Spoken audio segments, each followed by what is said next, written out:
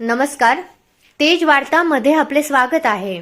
श्रद्धा, भावना, प्रचिती आणि समाधानाचे द्योतक असलेल्या करमाळा शहरातील वेताळपेठ येथील गजानन सोशल अँड स्पोर्ट क्लबच्या गणरायासमोर गणेश जयंती निमित्त गुरुवार दिनांक 22 जानेवारी रोजी सहस्त्र आवर्तन सोहळा व गणेश याग उत्साहात संपन्न झाला.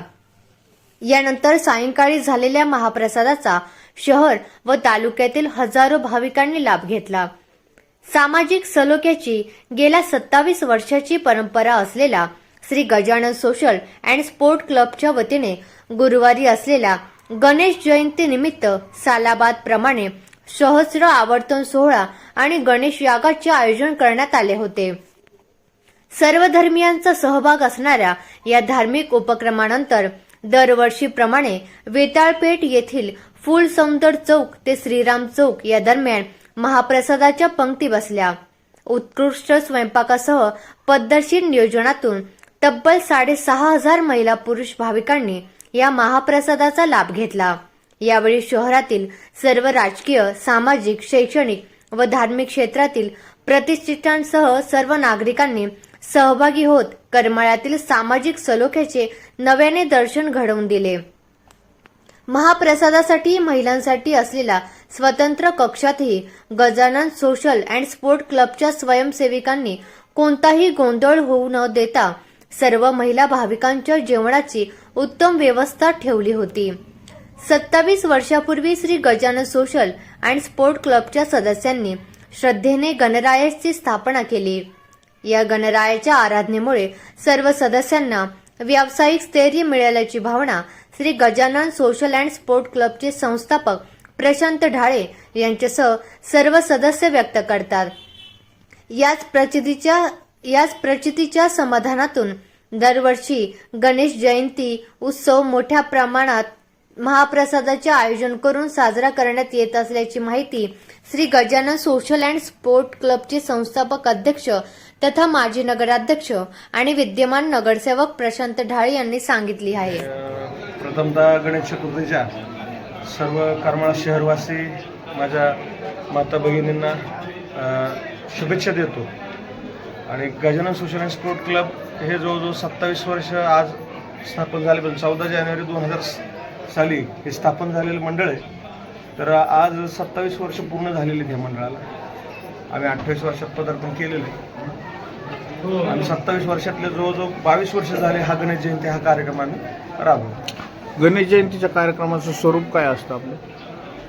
गणेश जयंतीचा कार्यक्रम म्हणजे सकाळी 8 वाजता संकल्प, त्याच्यानंतर सहस्त्र हवन, याग, त्यानंतर महिलांचे एक सामुदायिक आदरवर्षीचं पठण असतं आणि एक धार्मिक स्वरूपाचे कार्यक्रम आम्ही घेऊन त्याच्यानंतर एक महाप्रसादाचं जो शहरातील सगळ्यांनाच आम्ही आमंत्रित करतो.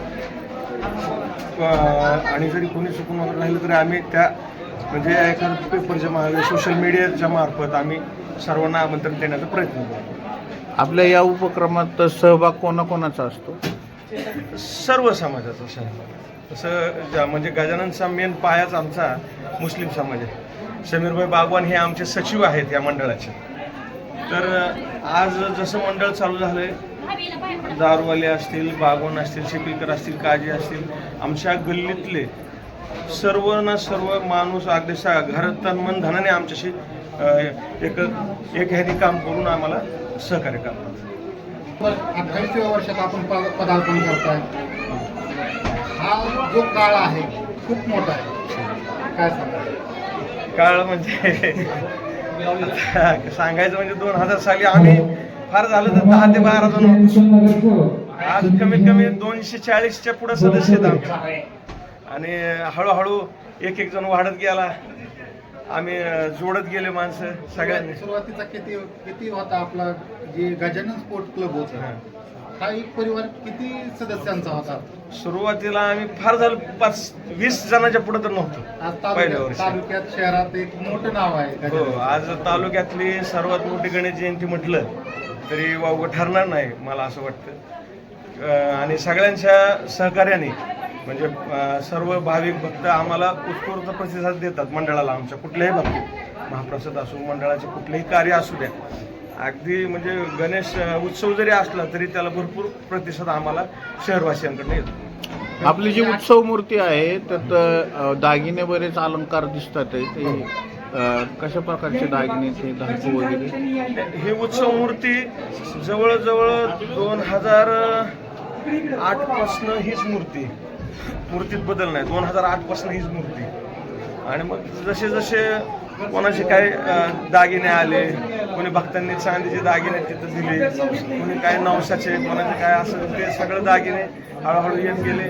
मग त्याचेच आम्ही सगळे बारीक बारीक गोष्टी गोळा करून मोठ्या प्रमाणात त्याचे सगळे दागिने करून घेतो.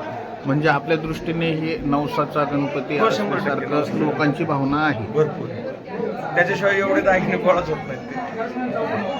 28 वर्षाच्या या प्रवासामध्ये खरं तर खूप मोठा प्रवास आहे आणि परिवार स्वतः एवढा मोठा केलेला आहे आपण. काय म्हणजे हा प्रवास करताना कुठे अडचणी प्रवासात अडचणी नाही. आता खरं बघायला गेलं तर फक्त प्रवासात अडचणी म्हणजे कोरोना काळात आमचे खरे मार्गदर्शक आमचे हरपले तेवढेच आश्वासंतिका वाटते. बाकी अडचणी येतच असतात, त्याच्यावर मार्ग निघतच असतो. हे आमचे नारायणराव ढाळे हे आमचे चुलते होते. त्यांनी आम्हाला अक्षरशः अगदी तोडक्या ह्याच्यात म्हणजे अगदी पहिली मिरवणूक आमच्या गाडीवर होती. त्या पद्धतीने आम्ही ते सुरुवात केली होती. त्यांची आठवण 100% आज राहणार. आणि त्याचप्रमाणे आज जे ज्येष्ठ मार्गदर्शक आहेत आमचे अमोशे संचिते असतील, प्रदीप ढाळे असतील, विकास ढाळे असतील, नाना माळवे असतील, प्रकाश शेठ बलदोटा असतील, असे बरेचसे गल्लीतले मोठे मोठे मार्गदर्शक आहेत. त्यांच्या मार्गदर्शकाने आम्हाला हे मंडळ पुढे न्यायचा एक चांगला मार्ग मिळाला. अशीच परंपरा पुढे कधीपर्यंत चालू आहे? नक्कीच पुढे चालत राहणार, कारण पुढची फळी सुद्धा तयार झालेली आहे. आम्ही इथं दिसतोय नियोजनात आता नाही म्हणजे पुढची फळी राबती. त्याच्यामुळे आम्ही इथं तुम्हाला मुलाखत देऊ शकलो, हे सुद्धा खरं आहे. कारण एकही पोरग शांत नाही आणि सर्व तरुण पिढीच आहेत. तुम्ही जाऊन जर आता बघितलं तर अगदी महिलांमध्ये सुद्धा मुली सुद्धा युवा मुली सुद्धा आज कार्यरत आहे. आणि सगळ्यात महत्त्वाचं म्हणजे मी माझ्या माता भगिनींना फार हात जोडून त्यांचा आभार मानतो की एवढ्या मोठ्या प्रतिसाद ते आम्हाला देत आहेत. आणि नक्कीच आम्हाला बी आमचं नशीब आहे की बाबा एवढ्या मोठ्या संख्येचं आम्हाला काम करण्याचं आणि महाप्रसाद करण्याची संधी देतोय. एकूणच जे गजानन स्पोर्ट्स क्लब आहे त्याची हे म्हणजे कायमच राहणार. गणेश जयंती साजरी करण्याची परंपरा कायमच राहणार.